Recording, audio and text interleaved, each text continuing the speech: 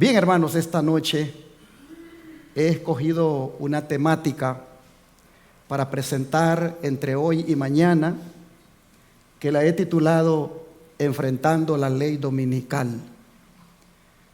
Voy a comenzar con la parte 1 y mañana, primero Dios, continuaré con la parte 2 y 3. Más adelante, allá en Texas, agregaré otros 3 o 4 mensajes a esta serie. Mañana voy a hablar un poquito de lo que estos personajes están diciendo allí. Pero me gustaría esta noche plantear una pregunta. ¿Por qué hablar de la ley dominical? Porque, hermanos, esta será la prueba más dura que nosotros vamos a pasar. ¿Cuántos queremos que Cristo venga ya? Pero antes de que Él venga, tenemos que pasar por esta prueba. Y los que pasemos esta prueba en victoria, nos iremos con Cristo. Pero si en esta prueba usted y yo fracasamos, nos quedamos aquí. Así que, conectado con la venida del Señor y con ese anhelo nuestro de querer irnos con Él, este tema es relevante y debemos en un congreso como este de darle su lugar para reflexionar. Si Dios quiere que estemos vivos cuando esta ley pase, nosotros, hermanos, tendremos que demostrar allí de qué calibre somos, de qué material estamos hechos. Y es pertinente abordar este tema por lo fuerte que están sonando los vientos en esa dirección en estos últimos días. Para nadie es un secreto cómo la derecha cristiana, liderada por el católico Kevin Roberts y sus aliados, se han infiltrado en la política estadounidense para lograr que esta ley dominical pueda tener lugar. Ellos están empujando todo un movimiento en favor del domingo muy fuerte. Y los políticos, como el presidente electo Donald Trump y el vicepresidente electo católico J.D. Vance, ellos respaldan toda la agenda de Kevin Roberts y sus aliados. Donald Trump quiere que los cristianos vuelvan a la iglesia los domingos, que se vuelva a orar en las escuelas y que se coloquen los mandamientos en ellas. De esa manera, él apoya la agenda católica de Kevin Roberts. Este movimiento desencadenará en la ley dominical, de la que tanto se habla en el libro El conflicto de los siglos, y va a terminar sanando por completo la herida de muerte de la bestia. A ver si me dan la pantalla, muchachos, otra vez. Como que hay un fallo aquí quizá.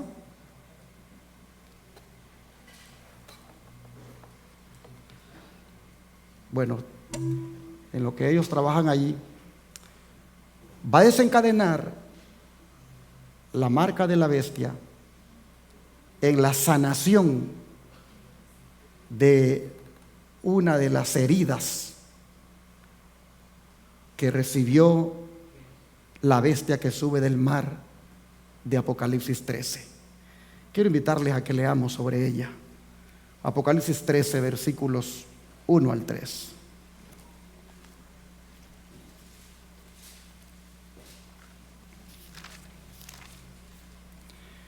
Apocalipsis 13, 1 al 3 dice: Me paré sobre la arena del mar y vi subir del mar una bestia que tenía 7 cabezas y 10 cuernos, y en sus cuernos 10 diademas, y sobre sus cabezas un nombre blasfemo. Y la bestia que vi era semejante a un leopardo, y sus pies como de oso, y su boca como boca de león. Y el dragón le dio su poder y su trono y grande autoridad. Vi una de sus cabezas como herida de muerte, pero su herida mortal fue sanada, y se maravilló toda la tierra en pos de la bestia. Aquí nosotros vemos al dragón, símbolo de Satanás, entregándole el poder a uno de sus aliados llamado bestia, para imponer su tiranía en el mundo. Esta bestia, como la mayoría de los reformadores protestantes lo dijeron, representa al papado. Y como muchos sabemos, la herida del papado empezó a sanarse desde el 11 de febrero de 1929, cuando Benito Mussolini, en representación del gobierno de Italia, firmó aquel tratado de Letrán con representantes del Vaticano, en el cual se le devolvía la soberanía al papado, hecho que ha sido interpretado como el inicio de la sanación de la herida que le había proporcionado Francia, herida que le propinó en aquel hecho histórico, cuando el general Berthier, obedeciendo órdenes de Francia, capturó al Papa Pío VI el 15 de febrero de 1798, informándole a toda Roma que el Papa nunca jamás debía ejercer función alguna, y fue llevado prisionero a Francia, donde murió en el exilio. Pero como ya dije, gracias a los italianos, la recuperación de la herida comenzó a tomar lugar. Dicen los historiadores que aquella mañana, después de firmarse el pacto de Letrán, el Papa apareció en el balcón de la iglesia de San Pedro, y miles de católicos, dirigidos por los sacerdotes, exclamaron: ¡viva el Papa Rey! Y desde entonces ha estado escalando en popularidad, al punto que hoy los reyes de la tierra, es decir, los gobernantes y prominentes líderes mundiales de todos los estratos sociales y religiosos, le buscan y se ofrecen en llevar adelante su agenda. Cada año, los mercaderes de la tierra que trafican con Babilonia, como también es llamada en Apocalipsis 17 y 18, se juntan y hacen planes que se acomodan a sus pretensiones de gobernar el mundo. No cabe duda, hermanos, que la herida mortal que le propinó Francia está casi sanada. Pero si esto fuera poco, donde quiera que va, las multitudes le siguen y le adoran. Solo que la profecía hace notar en el versículo 8 de aquí de Apocalipsis 13, ¿quiénes son los que le adoran? Leamos el versículo 8. Y la adoraron todos los moradores de la tierra, cuyos nombres no estaban escritos en el libro de la vida del Cordero, que fue inmolado desde el principio del mundo. Interesante. Los que le adoran son quienes, los que no están escritos, ¿en dónde? En el libro de la vida del Cordero. Y tú, hermano, hermana, ¿dónde tienes escrito tu nombre? ¿Dónde tienes tú escrito tu nombre? Porque si los tienes escritos en el libro de una iglesia, eso no te garantiza que por eso no vas a adorar a la bestia. Donde tú tienes que tener tu nombre escrito es en el libro de la vida del Cordero. Solamente allí. ¿Y quiénes son los que tienen escrito su nombre en el libro de la vida? ¿Quiénes? Los que han entregado su vida al Señor para servirlo, amarlo y guardar sus mandamientos. ¿Somos nosotros uno de ellos? Amén. Es tan importante esto, que Jesús nos dice en el verso 9 de aquí: si alguno tiene oído, oiga. Oiga, que a la bestia la van a adorar, ¿quiénes? Los que no tienen escritos su nombre en el libro de la vida. Oigan, dice Jesús, oigan. Hermanos, estoy compartiendo un mensaje de Cristo en esta noche. Apocalipsis 13 es una revelación de Jesucristo. Jesucristo dice: oigan. Si tienen oídos, oigan. Que los que van a adorar a la bestia son los que no tienen su nombre escrito en el libro de la vida del Cordero. Jesús está diciendo esto. De manera, mis hermanos, que les hago un llamado a los que en esta iglesia o los que en esta congregación no se han bautizado. Les hago un llamado para que lo hagan prontamente, para que sus nombres sean registrados en el libro de la vida del Cordero. Y que lo conserven allí. Que lo conserven allí ese nombre, viviendo una vida agradable al Señor, amándole y guardando sus mandamientos, entre los cuales está el mandamiento de guardar el sábado, el cuarto de la santa ley de Dios, y los otros 9. Recuerda, hermano, que Jesús, el Cordero que fue inmolado, te dice hoy: si me amáis, ¿qué cosa?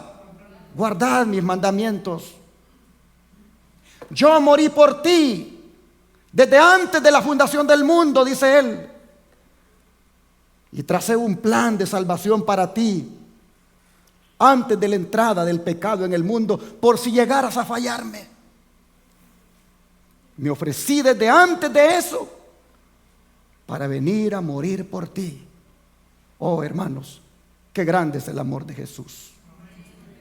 Pero no puedo dejar de llamar su atención sobre lo que dice la profecía que hará el papado en contra de los hijos de Dios. Versículo 7 de aquí mismo de Apocalipsis 13. Y se le permitió hacer guerra contra los santos y vencerlos. También se le dio autoridad sobre toda tribu, pueblo, lengua y nación. ¿Qué dice la profecía?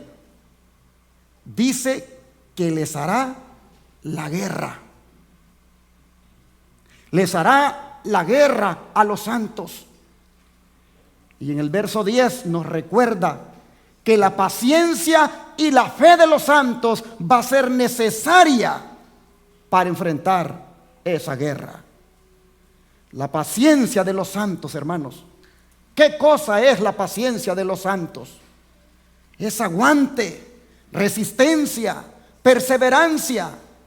Es decir, no es una actitud pasiva, no, sino que es resistir la prueba, ser fieles, pues la fidelidad es un sinónimo de la fe. Por eso nos dice en otra parte que seamos fieles ¿hasta dónde? Hasta la muerte. Y que no temamos lo que vamos a padecer. Pablo nos anima con las palabras que se encuentran en Romanos capítulo 5, verso 3, de la siguiente manera. Romanos 5, verso 3.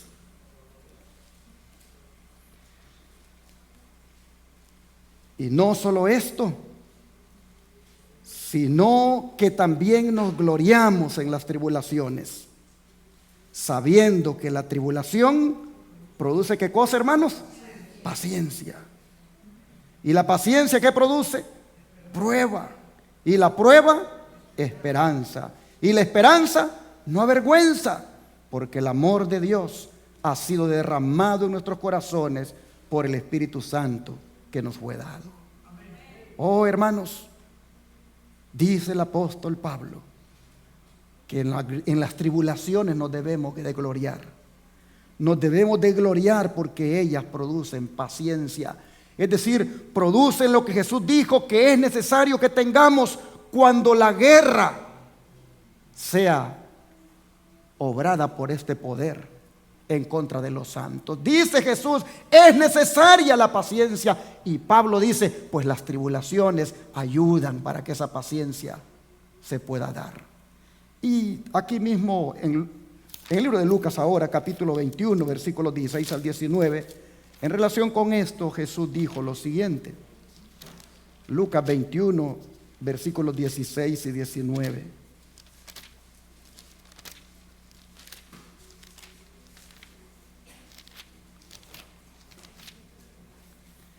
Dice el Señor, mas seréis entregados aún por vuestros padres y hermanos y parientes y amigos, y matarán a algunos de vosotros. Y seréis aborrecidos de todos por causa de mi nombre, pero ni un cabello de vuestra cabeza perecerá. Con vuestra paciencia ganaréis vuestras almas. Una vez más, esa virtud de la paciencia, que es la resistencia, el aguante y la perseverancia, Jesús dice, con eso ustedes van a ganar sus almas. Con eso ustedes finalmente van a ser salvos, porque el que persevere hasta el fin, dijo en otra parte, ese será salvo. Oh, hermanos y hermanas, cuánto necesitamos esta paciencia de la que habla Pablo y de la que habla Jesús. Cuánto la necesitamos para enfrentar la prueba y así poder salvar nuestras almas. Pero volviendo a la bestia que sube del mar, símbolo del papado,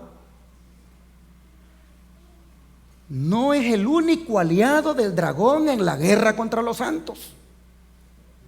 Tiene otro aliado también muy poderoso, como es la bestia que sube del mar, es decir, los Estados Unidos de América, que sube de la tierra, perdón. ¿Cuál es el papel de esta bestia?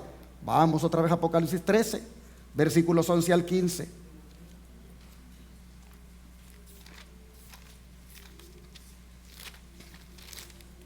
Y aquí encontramos que dice, después vi otra bestia que subía de la tierra y tenía 2 cuernos semejantes a los de un cordero, pero hablaba como dragón.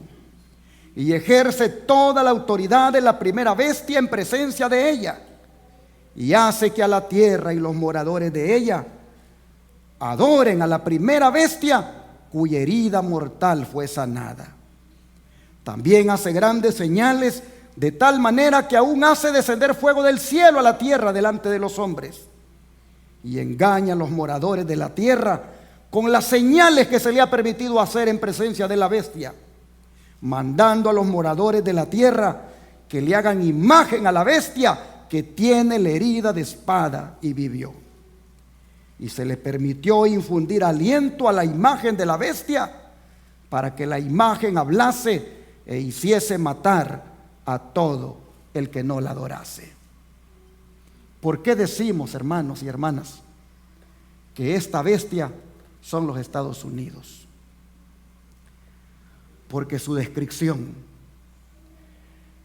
incluye características de su forma de ser y de su forma de obrar que encajan perfectamente con esta nación de los Estados Unidos.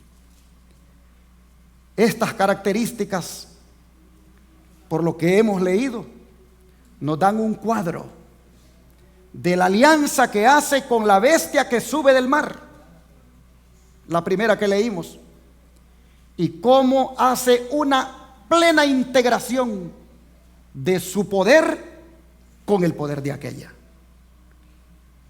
Oh, la forma de ser de esta bestia. Sube de la tierra. Qué bien que me corrigieron allá cuando me equivoqué y dije sube del mar. Sube de la tierra. Tiene 2 cuernos y habla como dragón. Es una nación que no surge de los pueblos en sus tradiciones y convulsiones de las guerras, las conquistas y las derrotas y las victorias que normalmente originan. La palabra griega que se traduce como sube se refiere a un crecimiento como el subir de las plantas paulatinamente hasta estar formadas. Bueno, esta nación, representada o simbolizada por esa bestia, subió aquí, en esta área del mundo, cuando estaba prácticamente con una población limitada, podríamos decir relativamente un desierto. Así comienza los Estados Unidos, surgiendo lenta, desarrollándose humildemente,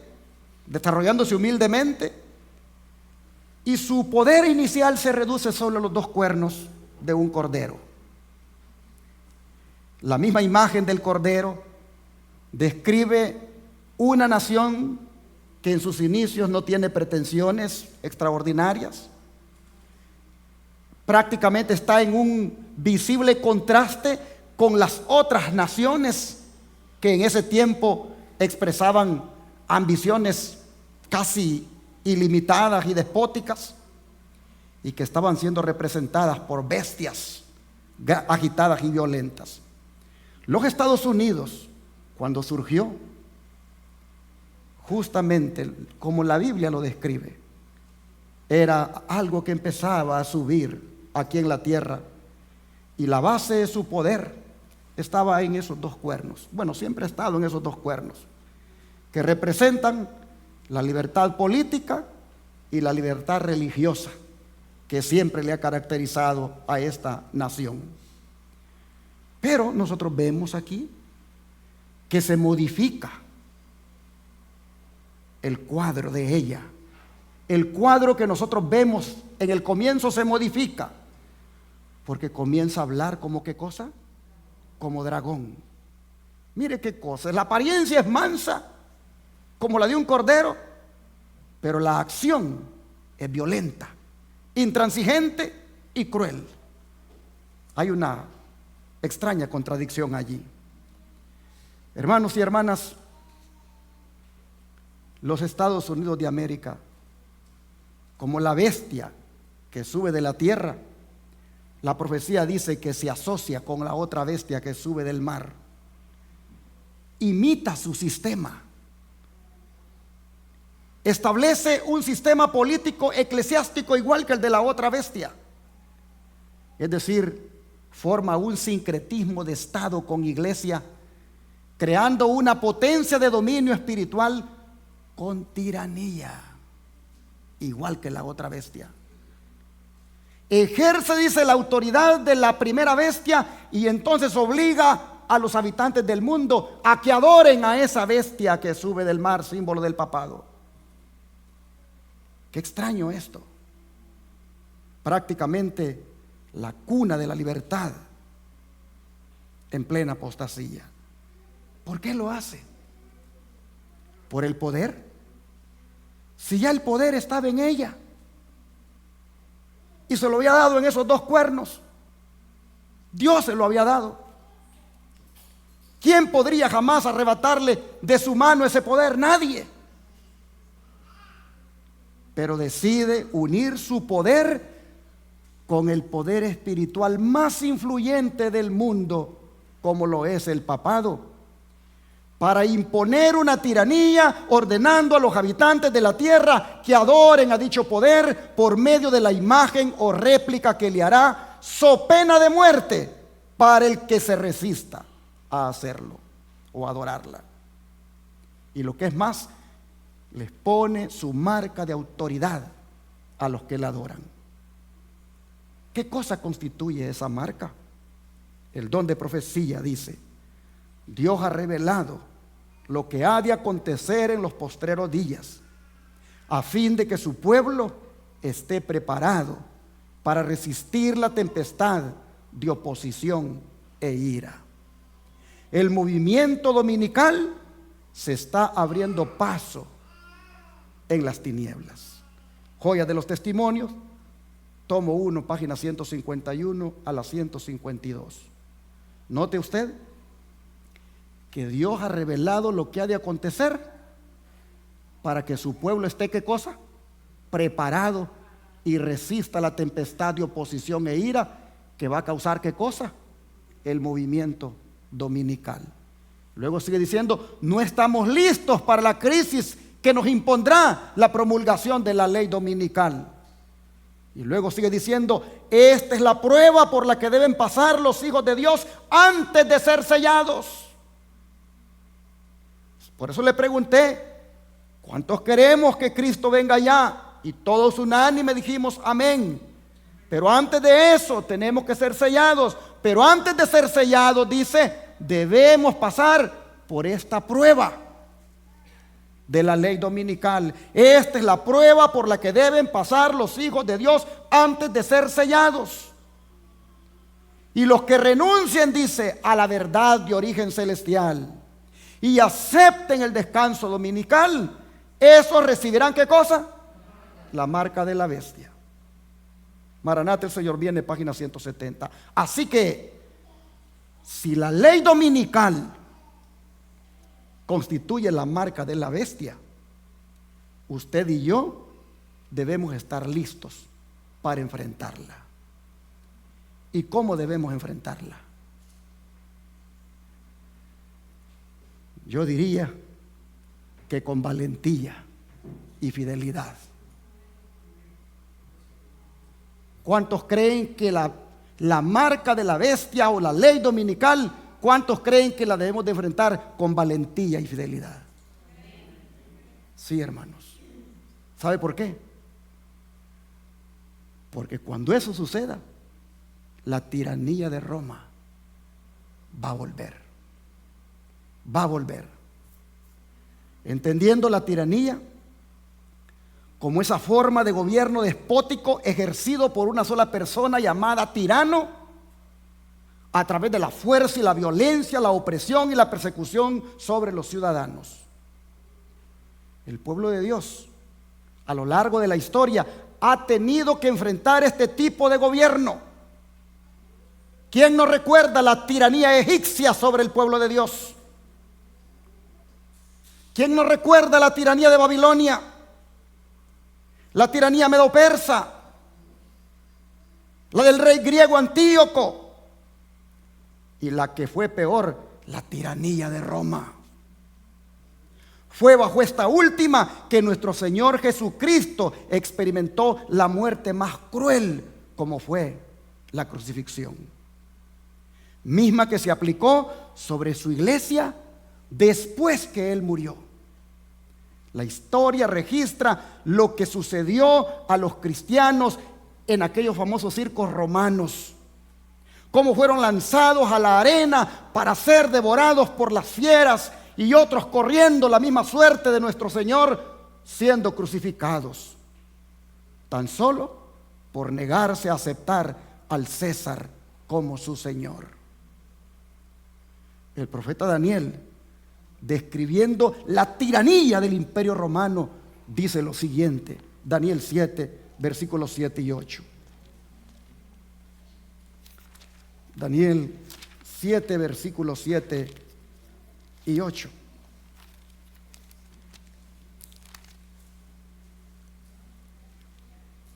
Después de esto, miraba yo en las visiones de la noche, y he aquí la cuarta bestia, espantosa y terrible, y en gran manera fuerte, la cual tenía unos dientes grandes de hierro, devoraba y desmenuzaba, y las sobras hollaba con sus pies, y era muy diferente de todas las bestias que vi antes de ella, y tenía 10 cuernos. Mientras yo contemplaba los cuernos, he aquí que otro cuerno pequeño salía entre ellos, y delante de él fueron arrancados 3 cuernos de los primeros. Y he aquí que este cuerno tenía ojos como de hombre y una boca que hablaba grandes cosas. Ahora los versículos 19 al 21.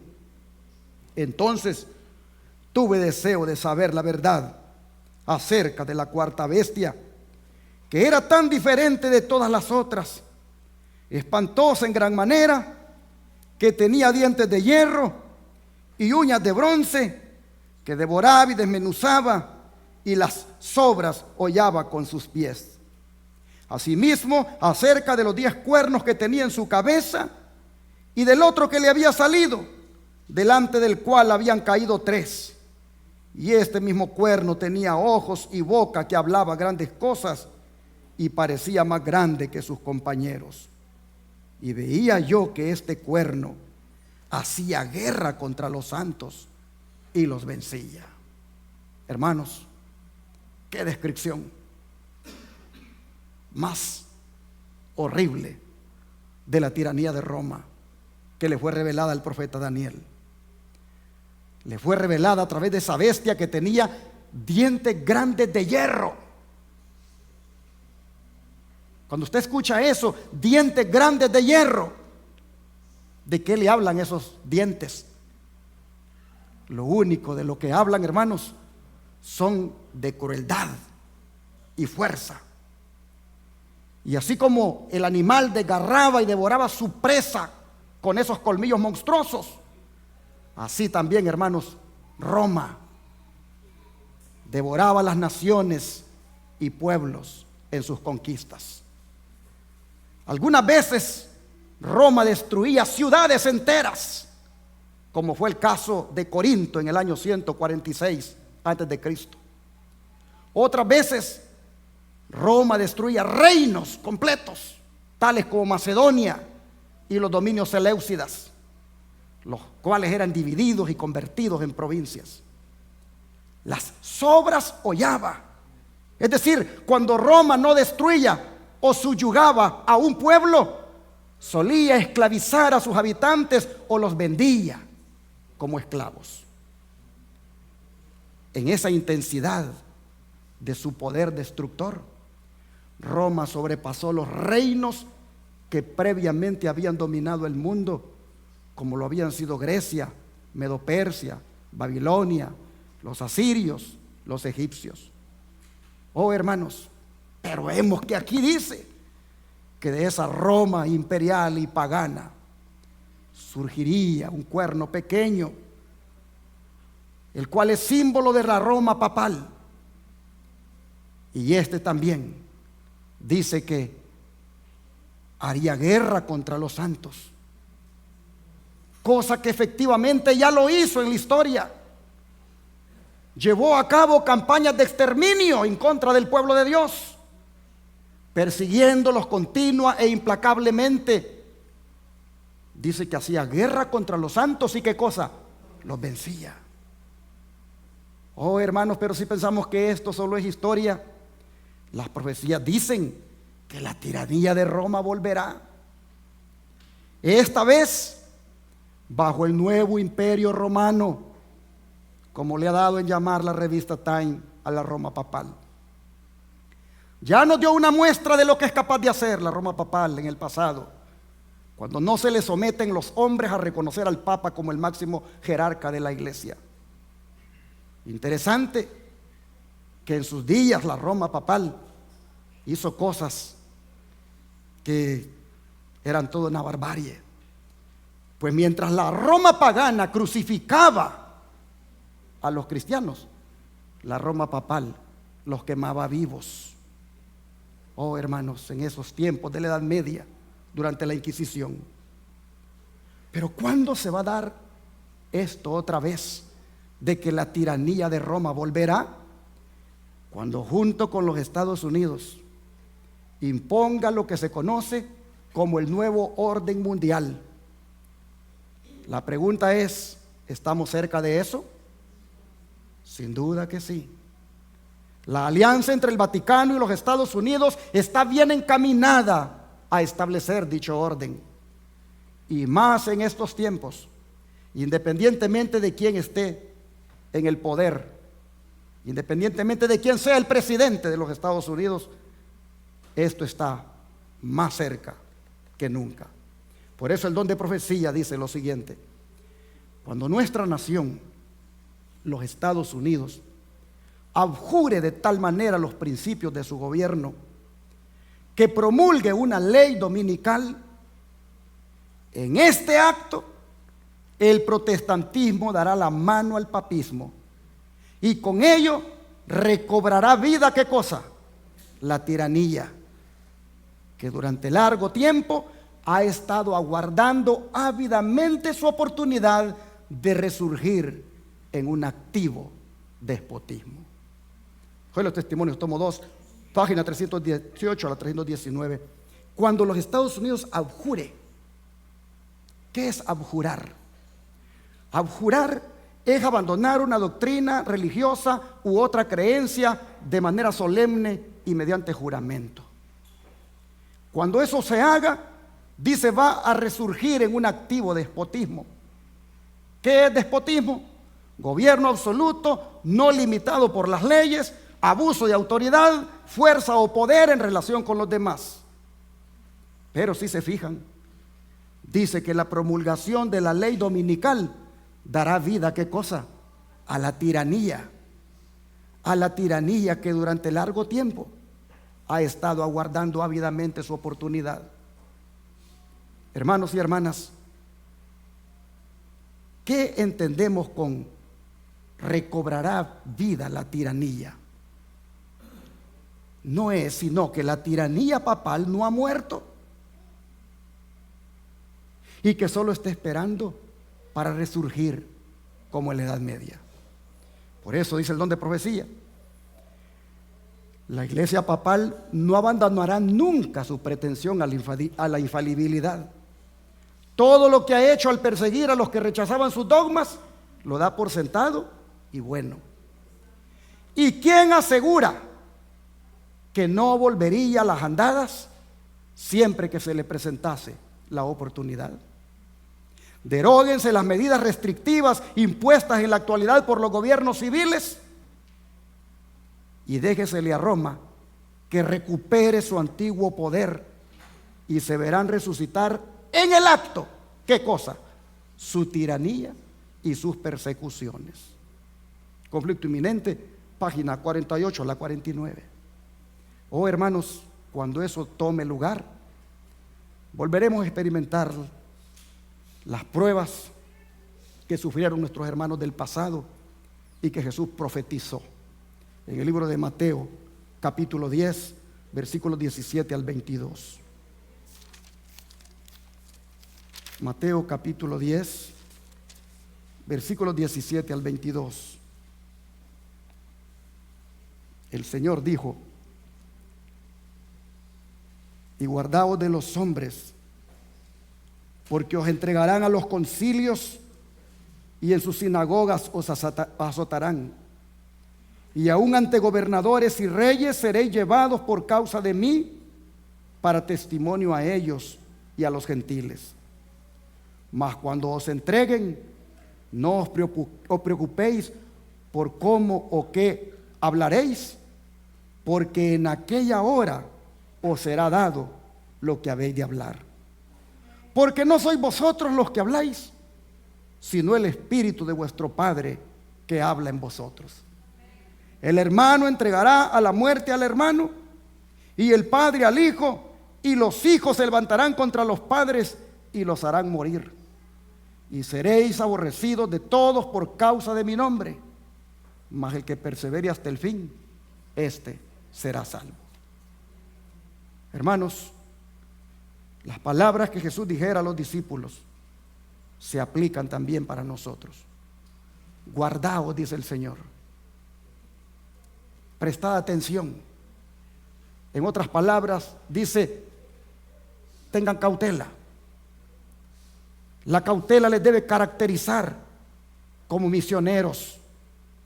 Deben guardarse de los hombres, específicamente de quienes no dejan que sus pensamientos sean guiados por el Espíritu Santo, porque esos responden a los intereses de Satanás. Seréis llevados, dice el Señor, a los concilios, es decir, a los juzgados, que en aquel tiempo eran juzgados locales, pequeños, sanedrines, que tenían 23 miembros. Estos pequeños juzgados se encontraban en varias ciudades judías, pero no en Jerusalén donde se reunía el gran Sanedrín. Pero dijo Jesús, hacia esos juzgados los van a llevar. Y también dice el Señor, van a ser castigados porque los van a azotar. Los van a azotar. La ley de Moisés disponía el castigo con azotes. Y la pena máxima era ¿de cuántos azotes? De 40. Pero les daban ¿cuánto? 39. Para mostrar, decían, misericordia. Pablo recibió este castigo 5 veces, dice la Biblia. Y así el Señor dijo, mire que Jesús no nos está diciendo, miren, les espera un camino de rosas. No, Jesús es bien honesto con nosotros. Ustedes son mis discípulos y deben saber lo que viene. Serán azotados, serán castigados y serán llevados, dice, ante gobernadores y reyes. Nosotros sabemos que esto se cumplió. Pablo fue llevado ante los gobernadores Félix, Festo y Galión. Jesús fue llevado ante Pilato también. Los gobernadores de aquellos tiempos, los romanos, juzgaron a misioneros cristianos. Los juzgaron como anarquistas, como perturbadores. Herodes Antipas, Herodes Agripa, Nerón, Domiciano, fueron algunos de los gobernantes, reyes o emperadores ante quienes los cristianos tuvieron que comparecer. Y Cristo dijo, esto será, dijo, por causa de mí.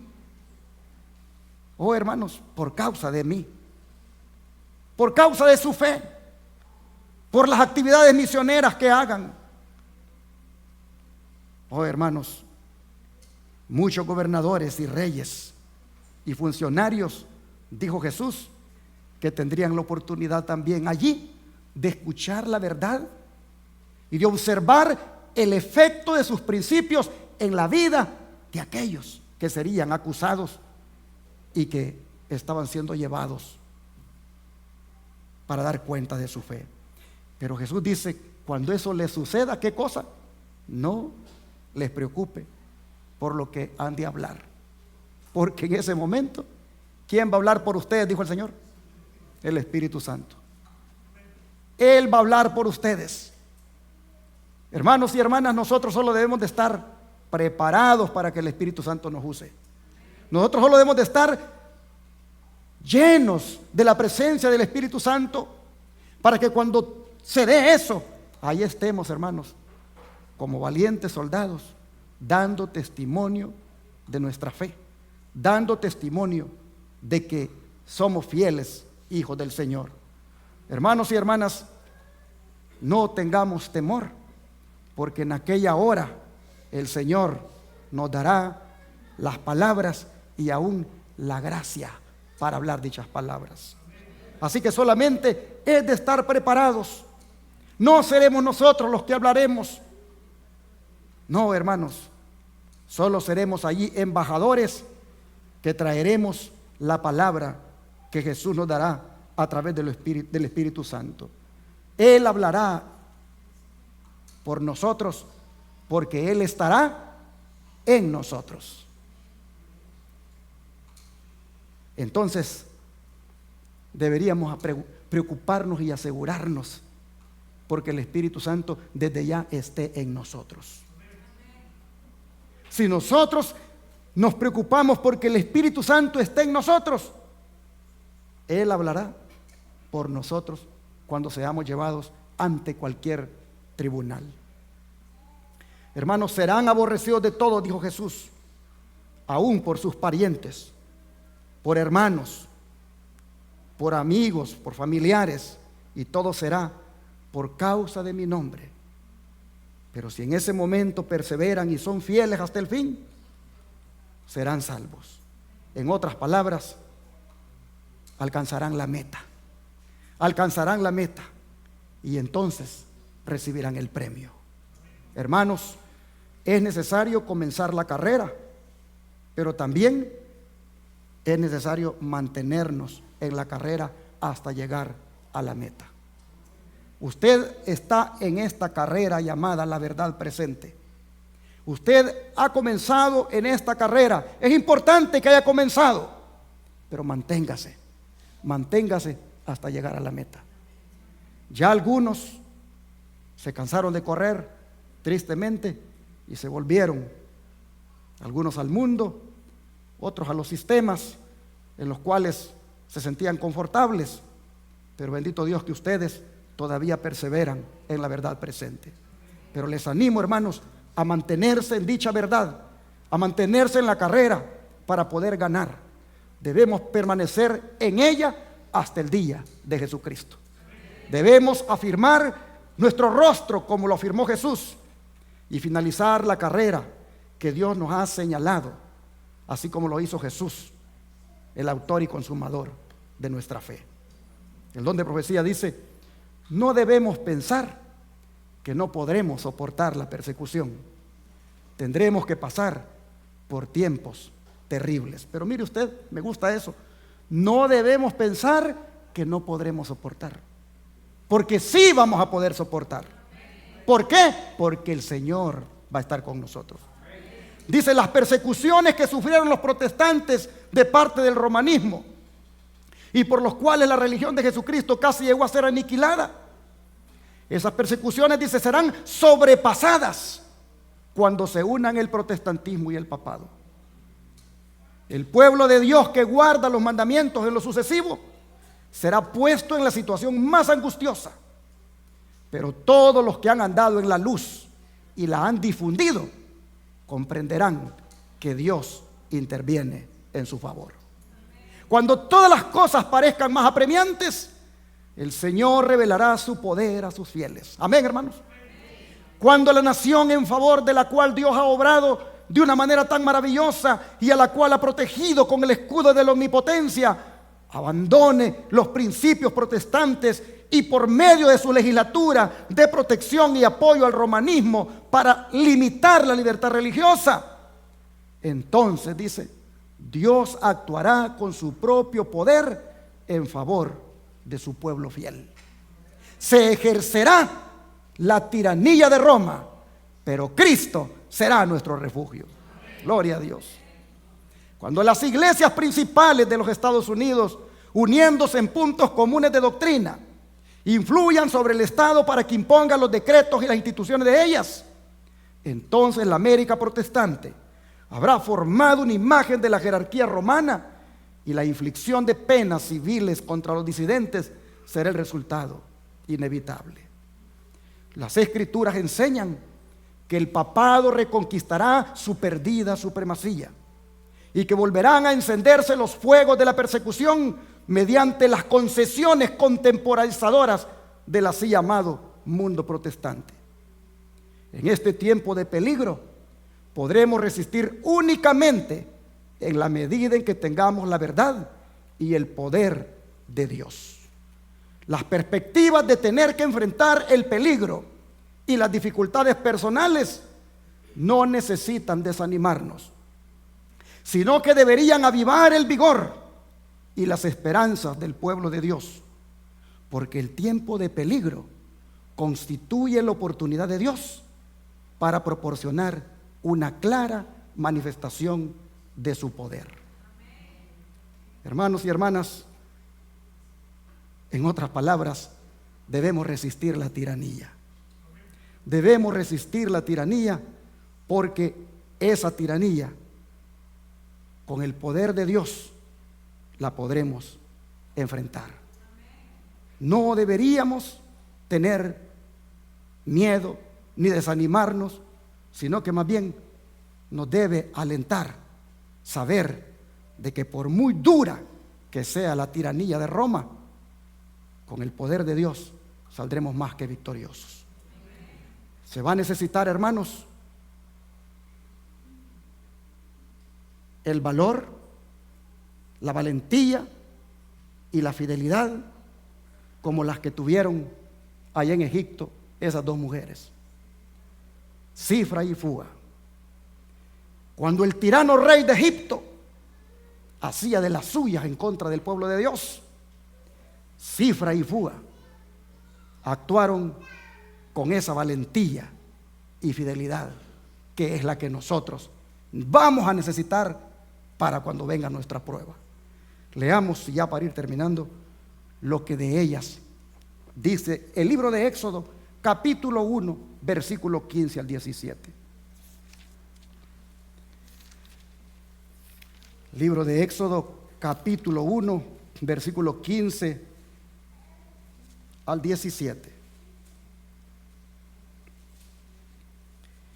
Y habló el rey de Egipto a las parteras de las hebreas, una de las cuales se llamaba Cifra y otra Fúa, y les dijo: cuando asistáis a las hebreas en sus partos y veáis el sexo, si es hijo, matadlo, y si es hija, entonces viva. Pero las parteras temieron a Dios y no hicieron como les mandó el rey de Egipto, sino que preservaron la vida a los niños. ¿Cuántos dicen amén? Amén. ¿Qué mujeres más valientes? Cifra y Fúa. Dice, temieron a Dios más de lo que temían al rey tirano de Egipto, no tomando en cuenta la orden real. Ante un sangriento acto de cruel despotismo, ellas, dice la Biblia, temieron a Dios. Dicen que el temor de los hombres hace que un hombre sea víctima de las circunstancias, pero el temor de Dios trae descanso en medio del tumulto y le trae paz a un hijo de Dios en medio de un peligro mortal. Esta, hermanos y hermanas, fue una experiencia grande de estas mujeres. Estas parteras hebreas mostraron en los momentos de la prueba ante un rey tirano que ellas obedecían a Dios antes que a los hombres. Oh, hermanos, no podían por su buena conciencia cumplir con la ley homicida del rey egipcio, y Dios las bendijo por esto, porque le temieron a él antes que al rey.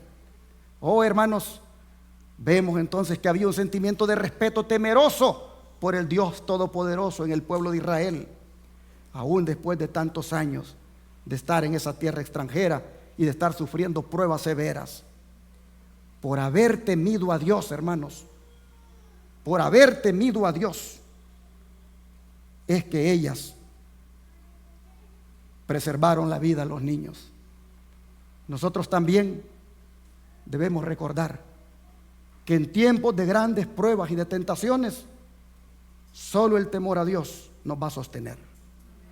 El que sea temeroso de Dios ahora lo va a ayudar para serle fiel cuando la prueba llegue. El temor a Dios, que no consiste en tenerle miedo, sino en respetar su nombre, en reverenciarlo. Oh, hermanos, ese temor de Dios que siempre esté con nosotros nos va a ayudar en toda aflicción y amenaza. Este respeto temeroso de su presencia, hermanos, nos va a traer una gran confianza, como la confianza de un niño que confía en el poder de su padre, y va a prevalecer, no importa cuán severa sea la amenaza del peligro. Donde profecía, hablando de estas mujeres, dice: el rey ordenó que se diera muerte a los hijos varones tan pronto como nacieran. Satanás estaba detrás de todo eso. Sabía que surgiría un libertador entre los hebreos que los rescataría de la opresión. Creyó que si podía inducir al rey a destruir a los niños varones, el propósito de Dios se malograría. Pero las mujeres temían a Dios y no cumplieron la orden del rey de Egipto. Por el contrario, dejaron con vida a los niños varones. Esas mujeres no se atrevieron a dar muerte a los niños hebreos, y porque no obedecieron el mandamiento del rey, el Señor les dio prosperidad. Oh, hermanos, ¿por qué lo digo? Por lo que dice el versículo 20 y 21. Miren ustedes. Y Dios hizo bien a las parteras, y el pueblo se multiplicó y se fortaleció en gran manera.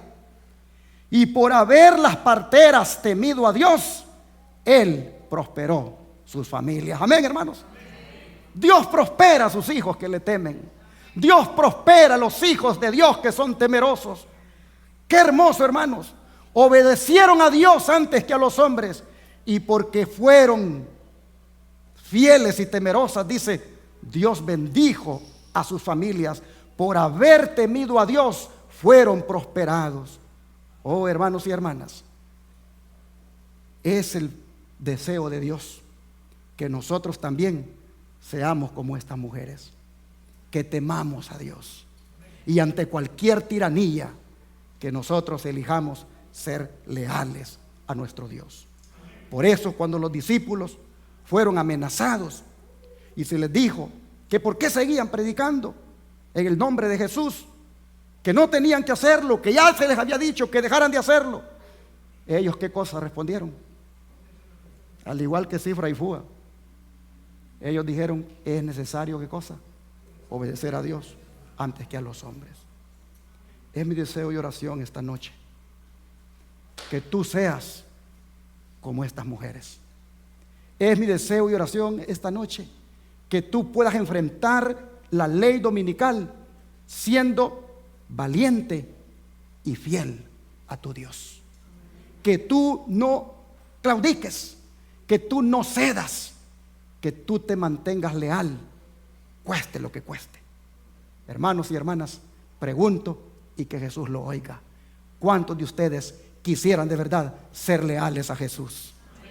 Que Dios les bendiga y que también bendiga su palabra. Primero vamos a entonar las estrofas del himno 288. 288.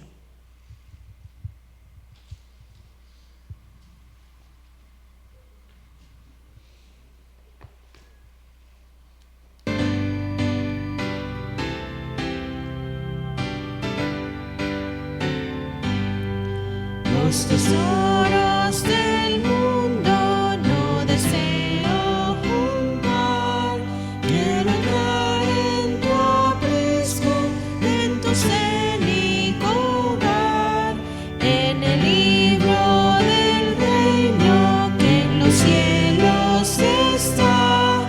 Dime, Cristo benigno, si haya mi nombre allá, si haya mi nombre allá, si haya mi nombre allá, en el libro del reino, si haya mi nombre allá.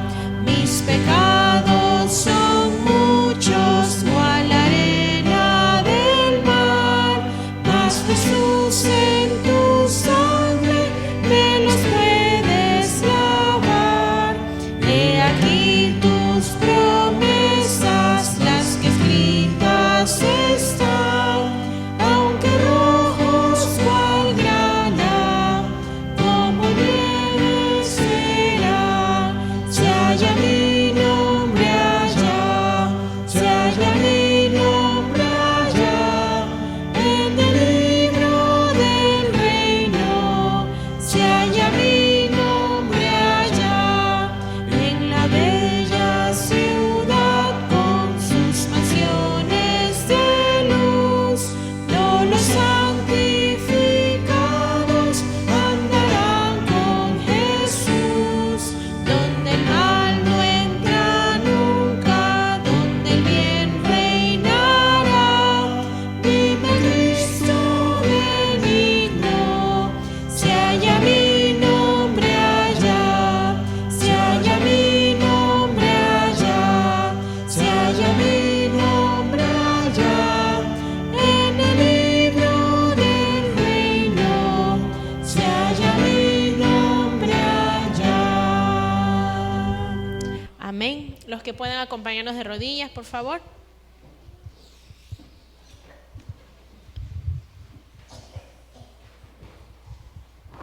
Santo y soberano Dios, en este momento, Señor, me uno a las oraciones de mis hermanos para rogarte que todos los que están sufriendo, tú les ayudes, tú vengas en su auxilio, para que todos los que están pasando problemas, tanto a nivel de matrimonio, a nivel de relación padre-hijos, o también, Señor, algún tipo de situación difícil como enfermedad, la prueba que sea, Señor, te ruego en esta noche que tú vengas en ayuda de todos aquellos que te aman y creen y ponen su esperanza en ti. Amén. Ayúdales, Padre, que todos puedan ser auxiliados por ti en su situación que puedan estar pasando. Y al haber presentado esta noche la primera parte de este tema, enfrentando la ley dominical, Señor, que el mensaje tu pueblo lo entienda, y es que la manera de enfrentarlo es prácticamente con valentía y con fidelidad. Valentía y fidelidad como la que mostraron estas mujeres hebreas. Pero también, Señor, con esa decisión de mantener nuestros nombres en el libro de la vida del Cordero. Porque claramente hemos visto esta noche que solamente van a adorar a la bestia y a su imagen los que no tengan escrito su nombre en ese libro. Así que, Padre, te rogamos que, siendo que por tu gracia ya lo tenemos escrito allí, nos ayudes para mantenerlo allí siempre.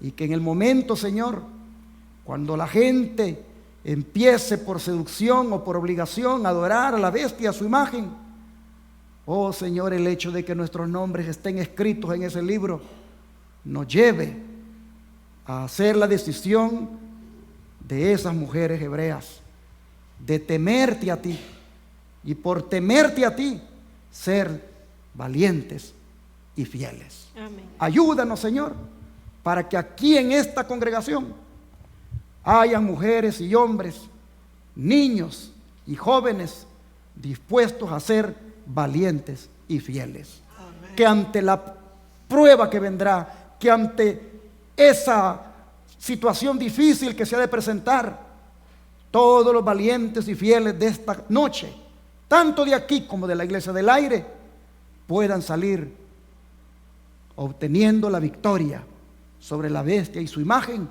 y así un día poder estar en el mar de vidrio gozándonos para siempre contigo. Amén. Señor, te rogamos que nos ayudes a ser fieles hasta el fin. Te lo suplicamos en el nombre de Jesús. Amén. Amén.